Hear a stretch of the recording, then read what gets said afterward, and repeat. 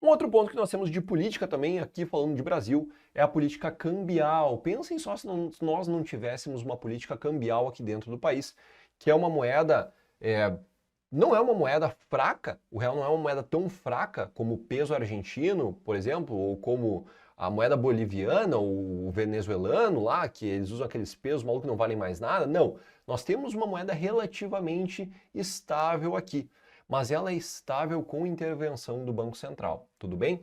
A política cambial ela pode assumir três diferentes frontes, tá? Pode ser uma política de câmbio fixo, que geralmente ela tende a dar errado e por isso tem 3x bem azuis ali para nos lembrar dos nossos queridos hermanos argentinos que tentaram fazer isso por um tempo. Não, nós vamos manter o dólar fixo aqui no país para que nós não tenhamos mais problema de desvalorização do nosso peso argentino. É um grande erro, por quê? Para que faça a manutenção de um câmbio fixo, vocês precisam manter a reserva de dólar igual ao do peso argentino. Se a tua economia está com um problema estrutural, sem confiança, automaticamente o investidor estrangeiro vai fazer o quê? Vai tirar os dólares. Se vocês não tiverem o suficiente, que geralmente não vai ter para fazer essa compensação, o que acontece? Desvaloriza, vocês perdem toda a reserva de dólares e a moeda desvaloriza, ela despenca. Então, manter um câmbio fixo é algo bem difícil quando a gente está falando em relação ao dólar, tá? A reserva tem que ser muito, muito, muito, muito grande. Então, o câmbio fixo é um perigo e não é a que o Brasil adota, graças a Deus. Câmbio flutuante sem intervenção. Aqui a gente já começa a chegar mais próximo do que nós temos como realidade hoje. O câmbio flutuante é esse que a gente vê todos os dias, que ele vai lá, ele sobe um pouco num dia, desce no outro, porque câmbio é fluxo. Muitas vezes o investidor estrangeiro ele tem mais apetite por risco aqui no Brasil, por exemplo, porque vê mais oportunidades, ele vai lá, ele investe, então vem mais dólares, a moeda dá uma relaxada. Aí outras vezes ele vai lá, ele tem menos apetite por risco, ele tira o dinheiro, coloca de volta na economia americana e o dólar faz o quê? O dólar tem uma valorização frente à nossa moeda. Aqui, esse segundo exemplo seria sem intervenção. O Banco Central simplesmente ficaria assistindo. Não é isso que acontece aqui no Brasil, tá? A gente tem intervenção, sim. O nosso câmbio é o que a gente chama de dirty floating, câmbio sujo, dirty floating, que é o quê? Flutuação floating, flutuação suja, que tem a intervenção do Banco Central. Ah, porque os dólares são para moeda dilacerada. Não, não. É porque de fato tem uma intervenção, por isso que é sujo, tá? Aqui no Brasil nós temos intervenção, ela não é feita tão frequentemente, mas ela ocorre quando é necessário. Ali em 2020 para 2021, que o dólar simplesmente disparou, teve momentos que o Banco Central teve que começar a comprar mais reserva estrangeira para que o dólar não fosse a 7, 7,50, 8 reais.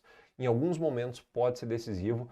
Por quê? Ah, Samuel, mas e daí que o dólar vai subir muito? Eu já tinha dólar comprado antes porque eu ia viajar para a Disney muito antes do Banco Central começar a intervir. Pessoal, lembra lá do IGPM que eu falei para vocês que o câmbio ele tem muito impacto? Pois é, se começa a disparar o nosso IGPM, isso vai ter um reflexo dentro do nosso poder de compra aqui no Brasil. Então não é interessante que o dólar ele se aprecie demais. Até porque tem muito produto importado dentro da economia aqui do Brasil, é diferente de uma China, que 90 e poucos por cento é exportação, eles não importam quase nada. Aqui no Brasil a gente tem muito produto importado e se o dólar subir demais, nós temos sim um problema estrutural de inflação, tá bem? Seguindo adiante, ainda mantendo a mesma linha de raciocínio, vamos falar de taxa de câmbio.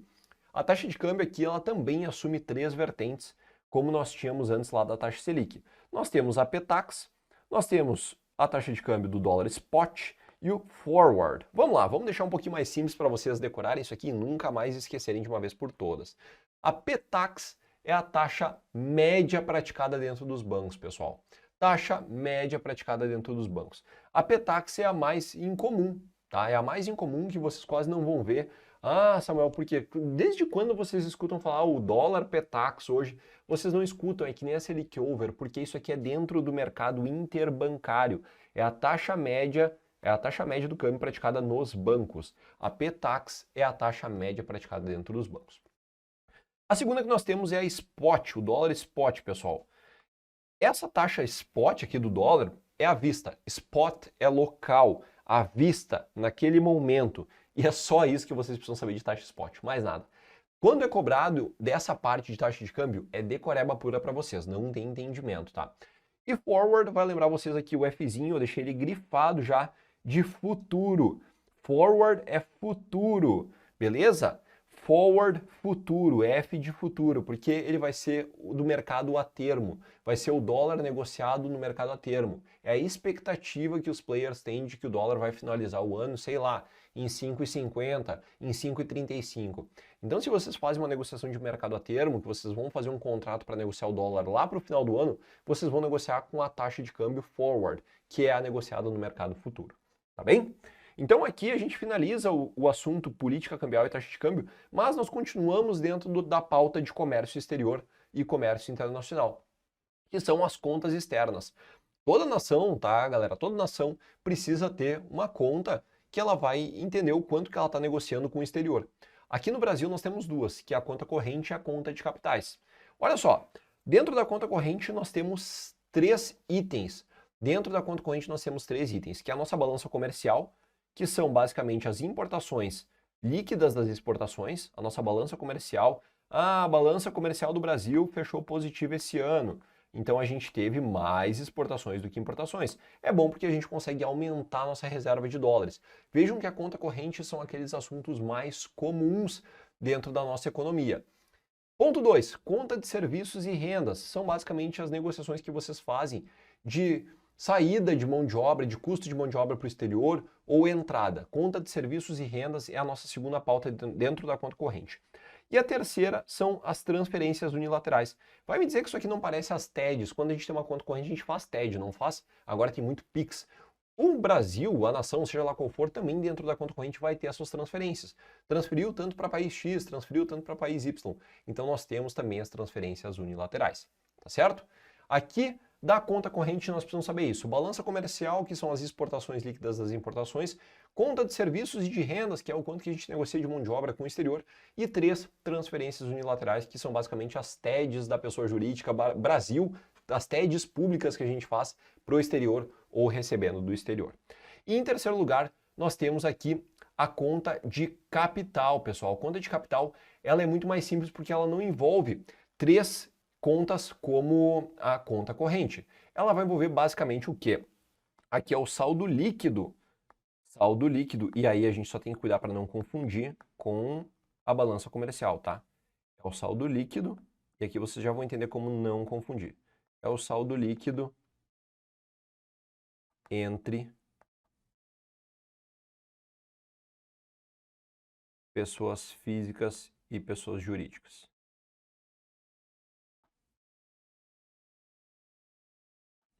Isso aqui, pessoal, a conta de capital é o saldo líquido de negociações entre pessoas físicas e pessoas jurídicas, de negócios próprios, tá? Só.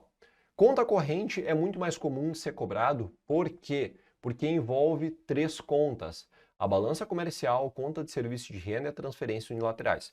Você só tem que tomar um pouco de cuidado para não confundir a balança comercial, que são as exportações líquidas das IMPOs, com a conta de capitais, tá bem? Aí até inclusive falando um pouco mais sobre balança comercial, a gente tem que lembrar que as contas externas são determinantes para a gente ver se a nossa economia terminou o ano como superavitária ou como deficitária. O que seria uma conta superavitária? Seria aquela economia que ela exportou mais do que ela importou. E o que seria uma conta deficitária? Seria aquela economia que importou mais que exportou. Lembrem-se, exportar... Ah, Samuel, então exportar é bom, importar é ruim. Ruim. Não é bem assim, tá, galera? Mas o que a gente tem que lembrar é que quando a gente exporta, nós estamos trazendo dólares para cá. Tendo mais reservas de dólares, tendo uma economia internacional, um comércio exterior mais forte, é muito melhor para manter o nosso real mais estável. Então, sim, manter a balança comercial superavitária é bem importante, não só para a nação como imagem, mas também pela questão da inflação, para o controle de inflação interna. Lembre-se que quando a gente tem quando o câmbio ele dispara, a maior parte dos nossos produtos são importados. Então, automaticamente a população ela perde muito poder de compra. Então, por isso da importância de uma economia ser superavitária, tá bem? Tem mais um outro fator aqui que eu quero conversar com vocês, que é a respeito da política monetária lá do Copom. Vamos voltar aqui um pouco, olha só. Quando a gente está falando de política monetária, tá vendo que aqui a nossa política cambial ela tem uma série de efeitos? A nossa política monetária também. Vocês entenderam ali dentro do depósito compulsório? Olha só que negócio legal, tá, pessoal? Depósito compulsório, uma vez que a gente aumenta, o que a gente está fazendo? A gente está tirando dinheiro da economia, não tá? Aumentou o depósito compulsório dos bancos, a gente tira mais dinheiro da economia. Ou seja, aumentou o depósito compulsório, nós estamos tirando, vamos aproveitar que a gente está na onda das flechinhas, nós estamos tirando liquidez da economia. Aumentou o depósito compulsório, a gente está tirando liquidez. Reduziu o depósito compulsório, ou seja, precisa mandar menos dinheiro para o Banco Central. Nós estamos aumentando a liquidez. Esse entendimento lógico dessas estruturas é bem importante para a resolução de prova, tá? Bem importante. Agora vamos para o segundo, Open Market. Quando a gente está comprando, nós compramos títulos públicos federais. O Banco Central está comprando títulos públicos federais. Ele está injetando dinheiro na economia. Injetando dinheiro na economia, nós aumentamos a liquidez. Tá bem? Bem como quando nós estamos vendendo, vamos colocar aqui agora, nós estamos vendendo TPF, vendendo título público federal. O Banco Central começou a vender título público federal. Então o que ele faz? Ele começa a trazer o dinheiro de volta para dentro, ele vendeu, então os bancos compraram esse título público federal, automaticamente ele reduz a liquidez da economia. Tá bem? Esses são os efeitos de aumentos ou reduções de depósito compulsório ou da compra e da venda de títulos públicos federais no Open Market. Bem como as operações de redesconto, no momento que eles fazem mais operações, eles estão colocando mais dinheiro na economia, tem mais liquidez, mas os juros também são influenciáveis, tá? No momento que eles cobram mais juros, os bancos pegam menos dinheiro emprestado e aí pode reduzir a liquidez, tá bem? Esses, então, são os efeitos que nós temos dentro das políticas monetárias executadas pelo Banco Central em auxílio aí do Copom. Um outro lá que a gente tem é a nossa Selic, que no momento que a gente aumenta a Selic, aqui é um pouco mais claro, né? Nós aumentamos a Selic, nós reduzimos a liquidez de maneira geral. Por quê? Porque as pessoas e os investidores eles ficam muito menos